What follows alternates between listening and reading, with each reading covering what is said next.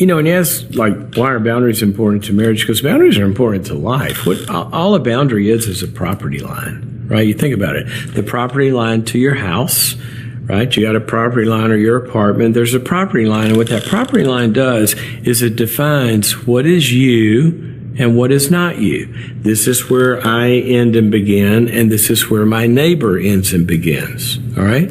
Now, when you talk about two people coming into a marriage, the marriage is one, but you still have two individuals.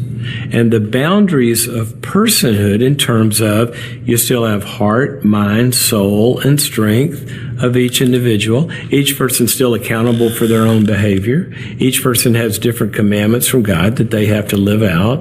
The husband has got to love her as Christ loved the church and all this. There's just individual stuff. So boundaries really define what's mine and my responsibility and what I'm to be in control of and a steward of, and what's you. And it also helps me to love you as another person, because I got to realize I'm separate from you. You have separate hurts. You have separate behaviors. You have separate needs. And it makes us realize that I might not look at her like that, but she does or he does. And we just got to know. Now, the other thing it does is it's very, very important to understand that we got to support each other's individual lives, your heart, mind, soul, and strength, and support each other in that. Also, in supporting each other in that, then that means speaking the truth to each other, right? In other words, if we're married and you step on my toe, you stepped over the line, right?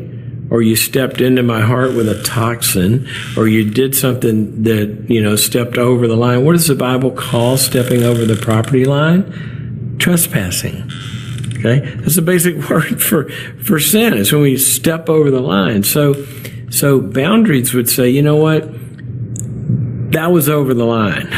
What you did there, that hurt me, or that controlled me, or that injured me, or whatever. And it also sets a limit-setting function in the relationship as well. When somebody's doing something hurtful, to put a limit to that and say, you know what, your yelling is not okay. It's not okay for me. It's not okay for the kids. Or your substance abuse is not okay. I'm going to set a limit on that. It also begins to define the property of each of our roles in the relationship. We come together in any relationship, and you have different stuff you're going to do. Look at Proverbs 31. I mean, she's doing some stuff. She's got a business she's running, and she's out there doing stuff in the community and this and the other.